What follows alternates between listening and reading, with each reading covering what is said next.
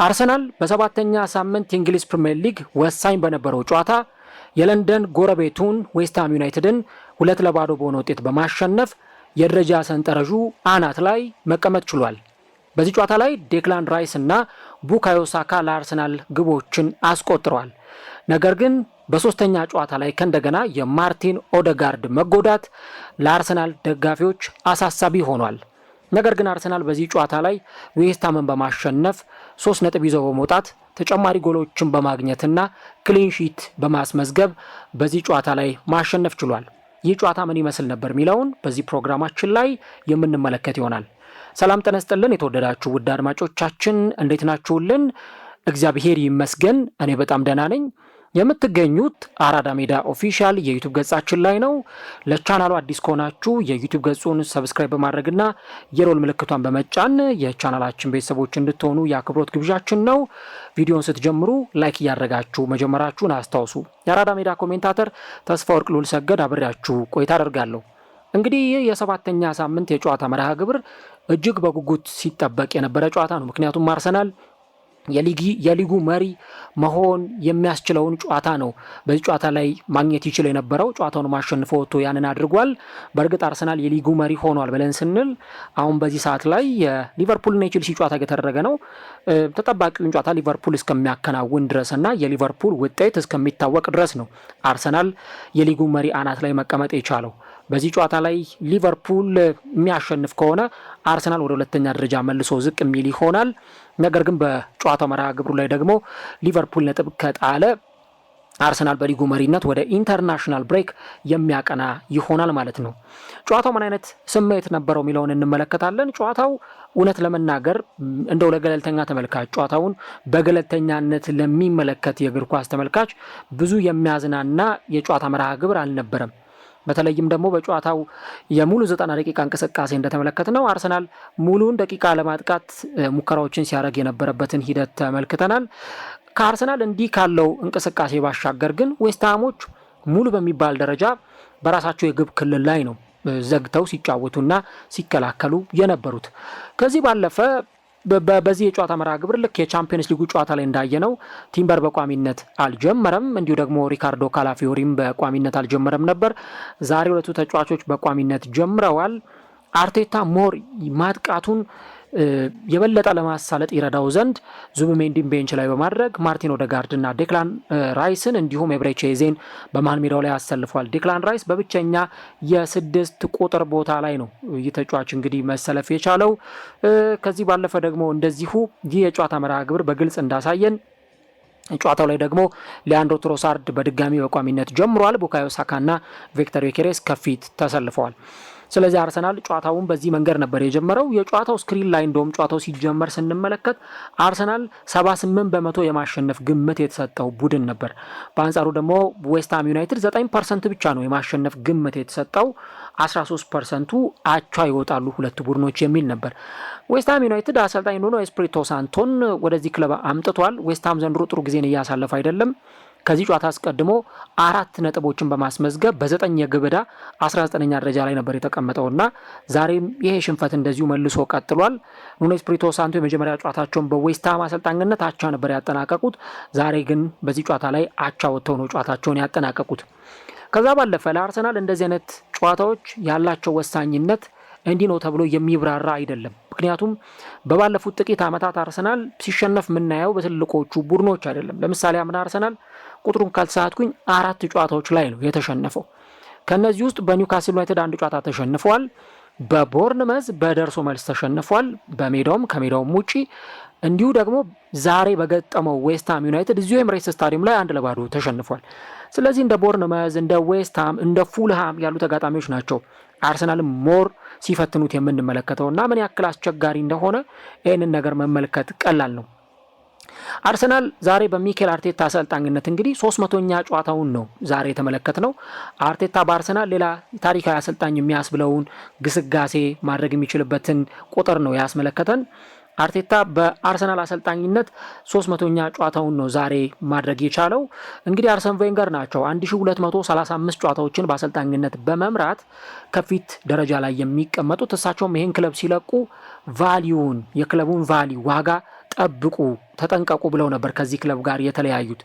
እንግዲህ ከቬንገር ቀጥሎ ቤርቲሚ በ540 ጨዋታዎች ሁለተኛ ደረጃ ላይ ይገኛሉ። ጆርጅ ግራሃም የአርሰናል ታሪካዊ አሰልጣኝ 460 ጨዋታዎችን አርሰናል መርተዋል። ቶም ዊቲካር 429 ጨዋታዎችን በአሰልጣኝነት የመሩ አራተኛው አሰልጣኝ ናቸው። ቴሪ ኒል በ416 አምስተኛ፣ ኸርበርት ቻፕማን በ403 ስድስተኛ፣ እንዲሁም ደግሞ ሚኬል አርቴታ ዛሬ ያደረገውን ጨዋታ ጨምሮ በ300 ጨዋታዎች ሰባተኛ ደረጃ ላይ መቀመጥ ችሏል። ጨዋታው ላይ እንግዲህ አርሰናል የመጀመሪያውን ሙከራ ሲያደርግ የተመለከተ ነው። በ12ኛው ደቂቃ ጁሪየን ቲምበር የሞከራትን አስገራሚ ሙከራ ነበር። የቡድኑ ግብ ጠባቂ አልፎንሴ አሪዮላ ኳሱን በጣም በጥሩ ሁኔታ አድኖት ተመልክተናል። ከዚህም ባሻገር ደግሞ የኤብሬቼዜን ሙከራም እንደዚሁ በዚህ ጨዋታ ላይ ተመልክተን ነበረ። እንግዲህ የኳሱን ሂደትና የኳሱን እንቅስቃሴ ስንመለከተው አርሰናል ሞር ኳሱን በመቆጣጠር የዌስትሃም ዩናይትድን የመከላከል ቀጠና ለመረበሽ ያንን የመከላከል ቀጠና ለመፈተን ነበር በአርሰናል በኩል እንደዚህ አይነት ጥረቶችን ስናየ ነበረው። ከዚህም በተጨማሪ በዚህ ጨዋታ ላይ አርሰናል በቡካዮ ሳካ አማካኝነት ጎል አስቆጥሮ ነበር። 23ኛው ደቂቃ ላይ በረጅሙ ነበር ዴክላን ራይስ ኳሱን ያሻገረው፣ ግን ደግሞ ኳሱ ከጨዋታው ውጪ በሚል ሳይጸድቅ ቀርቷል። ለነገሩ ዛሬ ዴክላን ራይስ በተደጋጋሚ ረጃጅም ኳሶችን ያቀብል ነበር። በጣም ብዙ የሜዳ ክፍሎችን ያካልል ነበረ። ከ50 በላይ ኳሶችን በመጀመሪያው አጋማሽ ላይ እንኳን እንደተመለከትነው ተጫዋች ሲነካ ነበር እና ምን ያክል ተጽዕኖ ፈጣሪነቱ የጎላ እንደሆነ ተመልክተናል።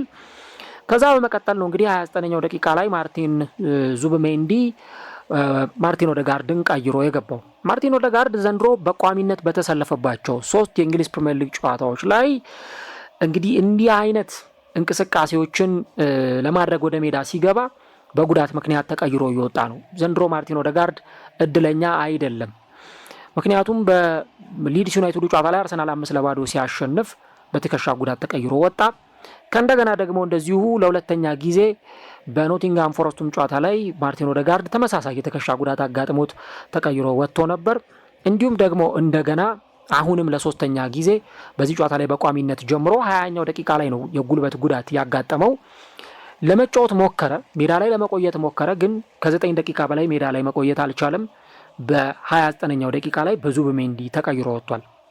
እንግዲህ ጉዳቱ ለምን ያክል ጊዜ ከሜዳ ላይ ያርቀው ይችላል የሚለውን አብረን እናያለን። ጥሩ ነገሩ ለአርሰናል ቀጣዩ ኢንተርናሽናል ብሬክ ነው። ለ2 ሳምንታት የክለብ ጨዋታ አይኖርም። ስለዚህ የበለጠ ማርቲን ኦዴጋርድ አገግሞ ወደ ሜዳ እንዲመለስ እድል ሊሰጠው ይችላል። ግን ማርቲን ኦዴጋርድ በባለፈው ዓመት ጉዳት አጋጥሞት ነበር፣ የቁርጭምጭሚት ጉዳት እዚሁ ይመስለኛል ኦክቶበር ወይም ሴፕቴምበር ወር ላይ ይመስለኛል ጉዳት አጋጥሞት የነበረው። ዘንድሮ እንግዲህ በዚህ ጉዳት እየተፈተነ ነው የሚገኘው። በባለፈው ዓመት ከዛው ጉዳት ጋር ስትራግል እያደረገ ነው የአቋም መውረድ ያጋጠመው የነበረው። ዘንድሮም በተመሳሳይ እንግዲህ ይሄ ጉዳት እየፈተነው ነው የሚገኘው። ተጫዋቹ ጥሩ ፎርሙን እያገኘ ነው እያልን ባለበት ሰዓት በባለፉት 2 ጨዋታዎች ከኒውካስል ጋር እንዲሁም ደግሞ በኦሎምፒያኮሱ ጨዋታ ላይ አሲስቶችን እያስመዘገበ የአርሰናል ማሸነፍ ቁልፍ ተጫዋች ነው እያልን በነበረበት ሰዓት ላይ ነው ማርቲን ኦዴጋርድ ጉዳት አጋጥሞት እንደገና ለሶስተኛ ጊዜ የወጣውና እድለኛ አይደለም ማለት ይቻላል። ግን ቅድም እንዳልኳችሁ የዚህ ተጫዋች መጎዳት መጥፎ ቢሆንም ለአርሰናል የዚህ ቡድን ውስጥ ግን ደግሞ ቀጣይ ኢንተርናሽናል ብሬክ መምጣቱ የበለጠ እንዲያገግም አርሰናልም ደግሞ ጨዋታዎች ስለሌሉት ለአርሰናል ጥሩ የሚባል እድል ነው ብሎ መናገር ይቻላል።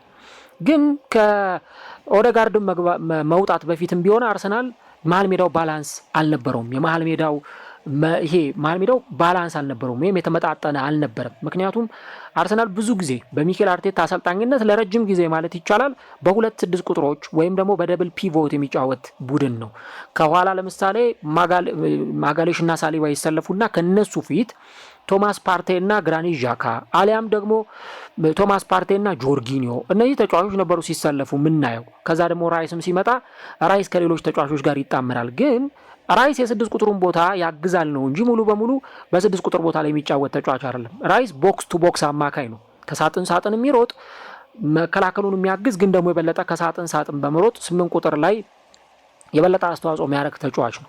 ዛሬ ግን በ6 ቁጥር ቦታ ላይ ነው ሲጫወት የተመለከተ ነው። የበለጠ ለኤዜና ለማርቲን ኦዴጋርድ እድል ለመስጠት የተመቸ አሰላለፍ ይመስል ነበር። ብዙ ጊዜ እንደውም አርሰናል ተጋጣሚዎቹን ዲስትሮይ ማድረግ የሚፈልግ ከሆነ ተጋጣሚዎቹን ማጥፋት የሚፈልግ ከሆነ በእነዚህ ተጫዋቾች አማካኝነት ኤዜና ኦዴጋርድን አንድ ላይ በማጣመር መጫወት ይችላል የሚሉ ትንታኔዎች ይሰጡ ነበር። ግን ያ ነገር ትክክል እንዳልሆነ ወይም የሆነ ፕሩቭ መደረግ መሻሻል ያለበት ነገር እንዳለ ዛሬ ለአርቴታም እንደዛ ብለው ሲተቹ ለነበሩ ሰዎች ለእኛም ቢሆን በደንብ ምልክት የሰጠ ጨዋታ ይመስለኛል። እና እዚህ ጨዋታ ላይ ባላንስ አልነበረውም። ዴክላን ራይስ ብዙ ሎድ ነበረበት።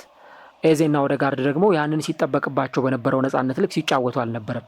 ግን ዙቢሜንዲ ከገባ በኋላ ራይስ ወደ ቦታው ተመለሰ። ኤዜ በበለጠ ነፃነት ይጫወት ነበር። ራይስ ደግሞ የበለጠ ነፃነት ተሰምቶት እዚህ ቦታ ላይ የሚጫወትበትን እድል አግኝቶ ነበር። አርሰናል በመጀመሪያው አጋማሽ ኳሱን ተቆጣጥሮ ይጫወት እንጂ ብዙ ሙከራዎችን ሲያደርግ አልነበረም። ለዚህ ማሳያው አርሰናል የመጀመሪያውን የማዕዘን ምት ያገኘው 34ኛው ደቂቃ ላይ ነው። እንግዲህ አንድ በተደጋጋሚ ሙከራ የሚያደርግ ቡድን ያውም ኦሎምፒያኮስ ላይ አርሰናል እንዳየነው ተደጋጋሚ ሙከራዎችን የሚያደርግ ተጋጣሚው የሚያስጨንቅ በሙከራዎች ቡድን ነበር። እዚህኛው ጨዋታ ላይ ግን አርሰናል እንደው ኳሱን ቢቆጣጠረውም ያን ያክል ግን አጥጋቢ የሚባሉ ሙከራዎችን እያየን አልነበረም እና 34ኛው ደቂቃ ላይ ነው ያንን የማዕዘን ምት ኳስ አርሰናል ማግኘት የቻለው።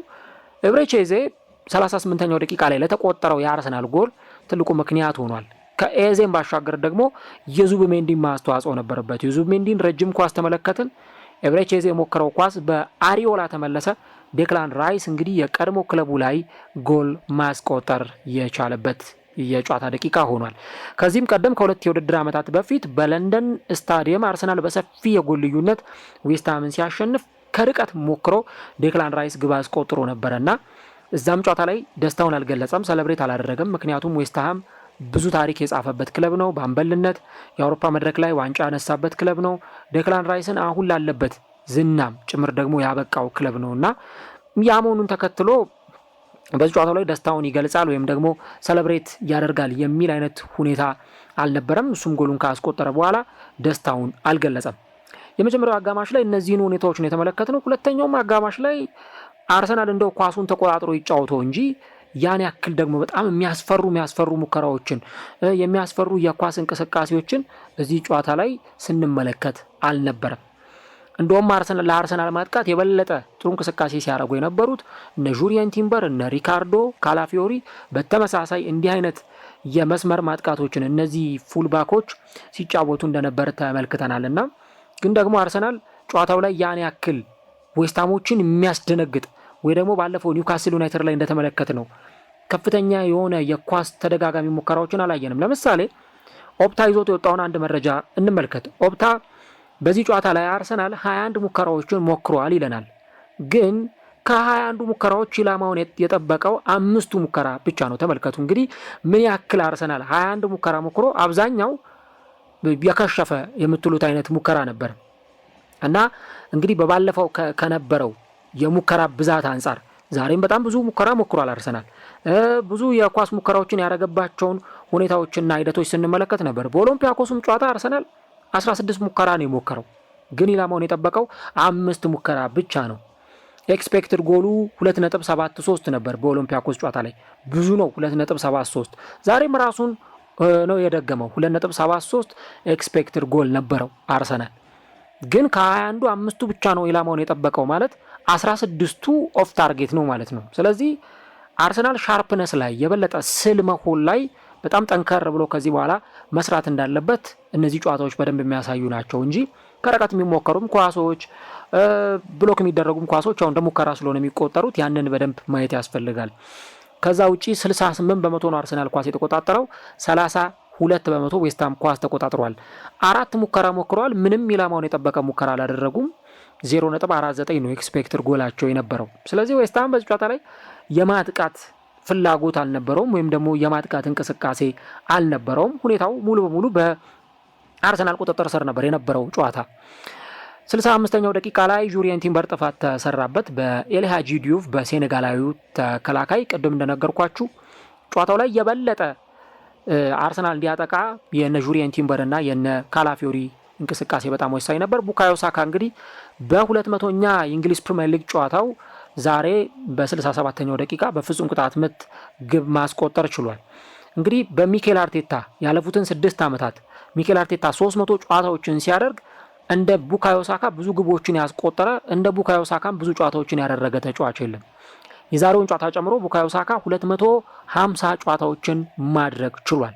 ይሄም ቀጥሎ ከሚመጣው ከጋብሪኤል ማጋሌሽ 220 ጨዋታዎችን ካደረገው ተጫዋች በ31 ከፍ ብሎ የሚቀመጥ ቁጥር ነው። ስለዚህ በጣም ብዙ ጨዋታዎችን ሲያደርግ የነበረ ተጫዋች ነው። ዛሬም 251ኛ ጨዋታውን እንግዲህ ለአርሰናል ማድረግ ችሏል። 200 የፕሪሚየር ሊግ ጨዋታዎችን ደግሞ አድርጓል። ከዚህ ባለፈ ቡካዮ ሳካ እንግዲህ በአርቴታ ስር የዛሬውን ጨምሮ 71ኛውን ጎል ነው ማስቆጠር የቻለውና ለተጫዋቹም ዛሬ 200ኛ ጎሉን ባስቆጠረበት አጋጣሚ ጥሩ የሚባል ጎል ነው ማድረግ የቻለው። እንግዲህ በፕሪሚየር ሊጉ እስካሁን ድረስ 200 ጨዋታዎችን ሲያደርግ 55 ጎሎችን አስቆጥሮ 45 ለግብ የሆኑ ኳሶችን አመቻችቶ ማቀበል ችሏል። ስለዚህ ቡካዮ ሳካ ለአርሰናል ምን ያክል ወሳኝ ተጫዋች እንደሆነ በእነዚህ ሁኔታዎች እንረዳለን። 2019 ላይ ነው ለመጀመሪያ ጊዜ ቡካዮ ሳካ ለአርሰናል ተሰልፎ ሲጫወት የተመለከት ነው። ከዛ በኋላ በነበሩት ጊዜያት በተደጋጋሚ ጊዜ ሜዳ ላይ ገብቶ ሲጫወት የተመለከት ነው። ሚኬል አርቴታ አርሰናልን ለመጀመሪያ ጊዜ በአሰልጣኝነት በመራበት ጨዋታ ላይ ቡካዮ ሳካ የግራ ተከላካይ ወይም የሌፍት ባክ ቦታ ላይ ነበር የተጫወተው። እዛ ጨዋታ ላይ በርንሌ ነው ግብ ጠባቂ ሆነው ሲጀምር ቡካዮ ሳካ ተከላካይ ነበር። ዴቪድ ሉዊዝ፣ ሶቅራጠስ፣ ፓፓስቶፕሎስ እና አይንስሊ ማይትናንድ ናይልስ የተከላካይ መስመር ተጫዋቾች ነበሩ። ግራኒት ዣካ፣ ሉካስ ቶሬራ የተከላካይ አማካይ ቦታ ላይ ነበሩ። መሱት ኦዚል፣ ፒየር-ኤመሪክ ኦባሜያንግ፣ ሪስ ኔልሰን የአጥቂ አማካይ ሆነው አሌክዛንደር ላካዜት ደግሞ በፊት መስመር ላይ ተሰልፎ ነበር የተጫወተው። ዛሬ አርሰናልን በተቃራኒ የገጠመው ኮንስታንቲኖስ ማቭሮፓኖስ በዚህ ጨዋታ ላይ ያየነው ተጫዋች ማለት ነው ቤንች ላይ ነበር በወቅቱ። ኤሚሊያኖ ማርቲኔዝ፣ ሾኮድራን ሙስጣፊ፣ ጆይ ዊሎክ፣ ማቴዎ ጉንዱዢ፣ ኤሚሊ ስሚዝሮ እና ኒኮላስ ፔፔ ደግሞ አርሰናል ቦርንመዝን በገጠመበት የህዳር 26 2019 የጨዋታ መርሃ ግብር ለመጀመሪያ ጊዜ አርቴታ ይህን ቡድን ሲያሰለጥን የዛ ስብስብ አካል ነበሩ። ከዛ ውስጥ እንግዲህ የቀረው ብቸኛው ተጫዋች ቡካዮ ሳካ ነው እና እንግዲህ ሪካርዶቹ በጣም ጥሩ የሚባሉ ናቸው ብሎ መናገር ይቻላል። ምክንያቱም በአርሰናል በነበረው ውጤታማነት እንግዲህ አሁን 100 የጎል አስተዋጽኦች ላይ መድረስ የቻለ ተጫዋች ነው። ገና 24 ዓመቱ ላይ ነው። ልክ ከዚህ ቀደም እንደነበሩት እንደነ ቲዮ ዋልኮት፣ ሴስክ ፋብሪሃስ አሊያም ደግሞ እንደነ ሮበርት ፔሬዝ አይነት ተጫዋቾች ለዚህ ተጫዋች ደግሞ የበለጠ ረጅሙን ጥሩ ጊዜ የሚሰጥበት እድል በጣም ሰፊ ነው እና ቡካዮ ሳካ በተለይም አሰልጣኝ ሚኬል አርቴታ ከጨዋታው በፊት ትላንትና በነበረው ጋዜጣዊ መግለጫ ላይ እንደተናገረው ቡካዮ ያሉት ቁጥሮች ኢቭን በዚህ እድሜው በጣም የሚያስገርሙ እንደሆኑ ሲናገር ነበር እና ተጫዋቹ በዚህ አስገራሚ ቁጥር ላይ መድረስ ችሏል። እንግዲህ በጎልም በአሲስትም በአርሰናል ውጤታማ የሚባሉ ተጫዋቾች ዝርዝር ውስጥ 8ኛ ደረጃ ላይ ቡካዮ ሳካ ተቀምጧል። 1ኛ ደረጃ ላይ የሚገኘው ቲየሪ ኦንሪ ነው። 175 ጎሎችን አስቆጥሮ በፕሪሚየር ሊጉ ማለት ነው። ስለማወራው ስለ እንግሊዝ ፕሪሚየር ሊግ ብቻ ነው። ሌሎች ውድድሮች ይኖራሉ። ቻምፒየንስ ሊግ፣ ኤፍ ኤ ካፕ፣ ሊግ ካፕ ወይም ካራቦ ካፕ። ኦንሪ 175 ጎሎችን አስቆጥሮ 74 አሲስቶችን አስመዝግቦ በ249 ግቦች ላይ ቀጥተኛ ተሳትፎ በማድረግ 1ኛ ደረጃ ላይ ይገኛል።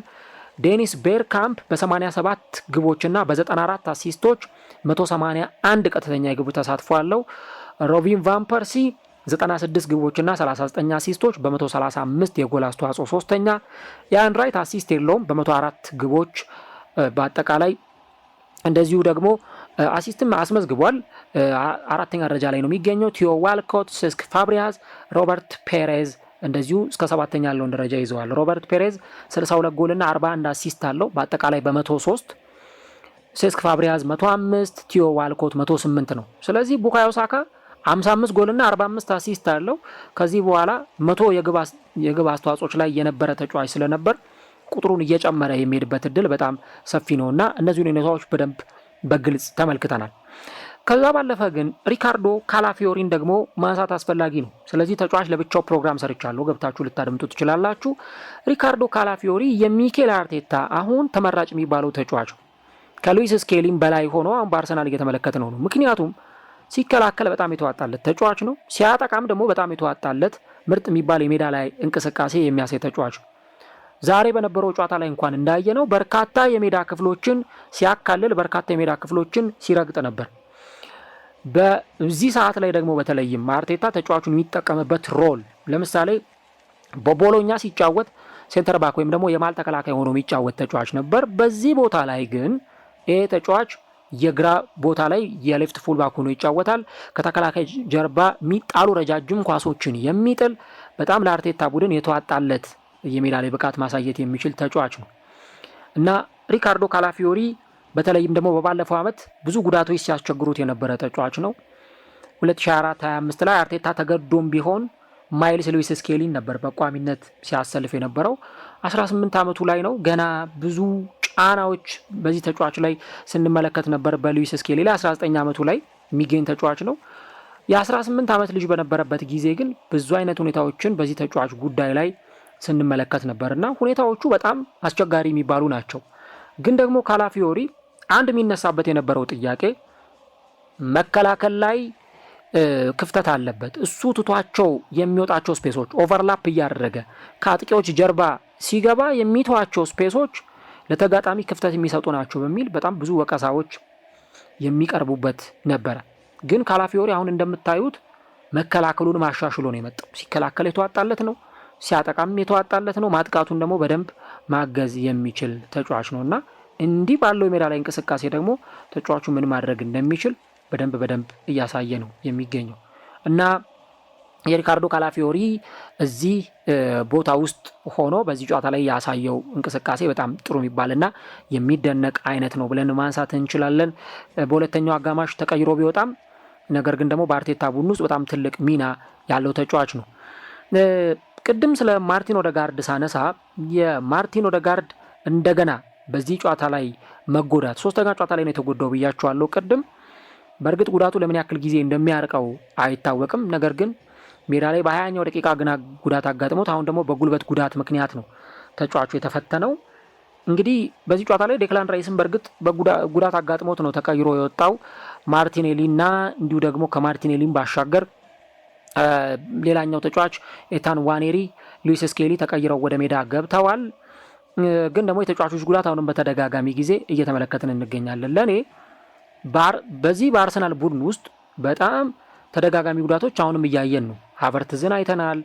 በሲዝኑ ጅማሮ ላይ ጉዳት የገጠሙ ተጫዋች ነው። ኦዴጋርድ ከአንድም 2-3 ጊዜ፣ ቡካዮ ሳካ፣ የነዚህ ተጫዋቾች የነ ሳሊባን ጉዳት እያየን ነው። ግን አርሰናልን አንድ የጠቀመው ብዬ የማስበው ነገር ስኳዱ በጣም ሰፊ መሆኑ፣ ስኳድ ዴብዝ መኖሩ ለአርሰናል በጣም ምቾት እንዲሰማው የሆነ ተጫዋች እንኳን ቢጎዳ የዛ ተጫዋች መጎዳት ብዙም አርሰናልን እንዳይጎዳው ፊል እንዳያደርገው ምክንያት ሆኗል። ለምሳሌ አሁን ማዱዌኬ ተጎድቷል።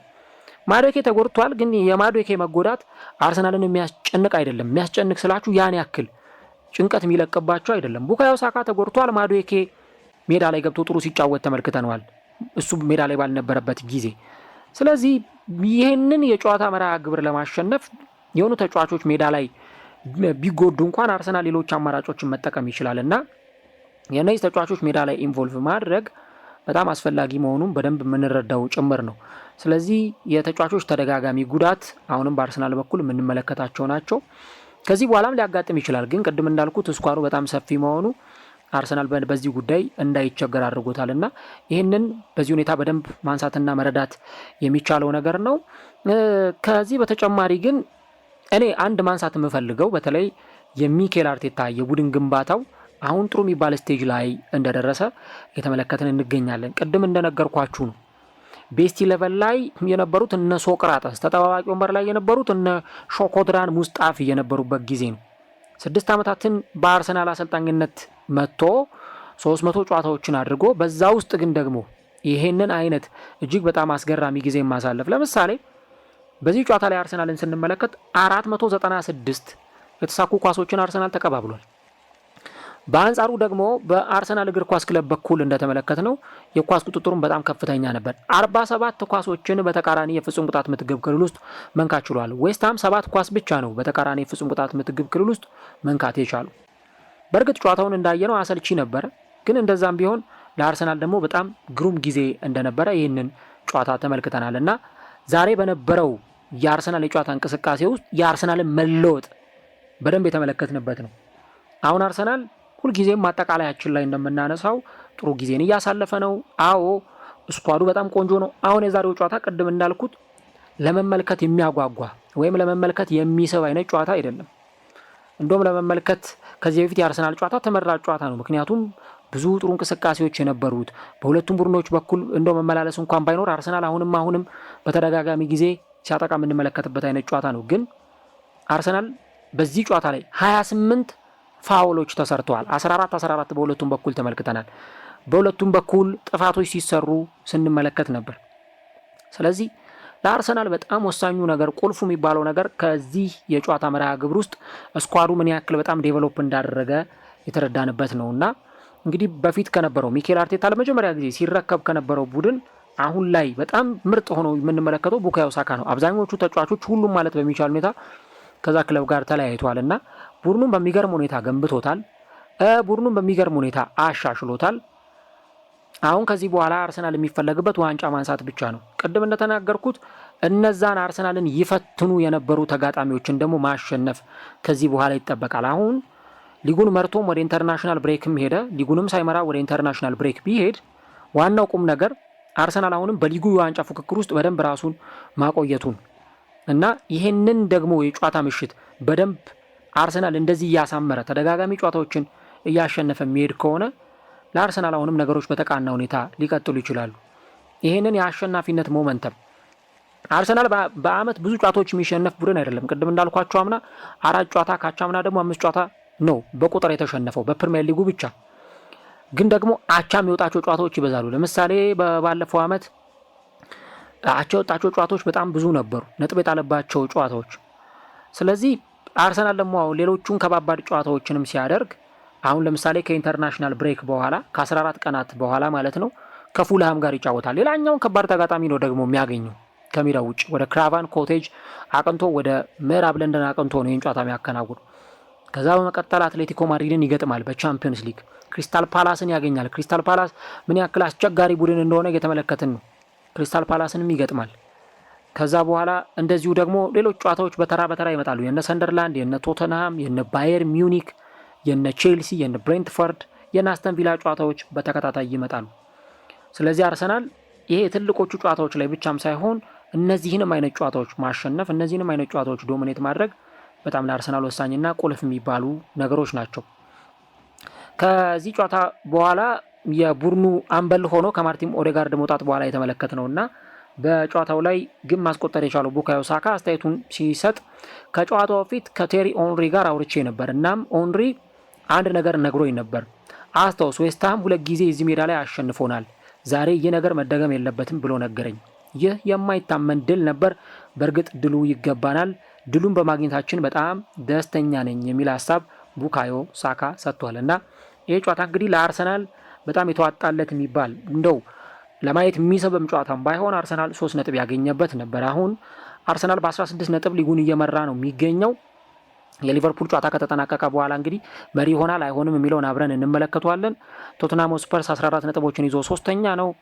ቦርንመዝ 4ኛ፣ ክሪስታል ፓላስ 5ኛ ደረጃ ላይ ተቀምጠዋል። ማንቸስተር ሲቲ ደግሞ ጨዋታቸውን ሲያሸንፉ የበለጠ እየተጠጉ የሚመጡባቸውን ሁኔታዎች እናያለን።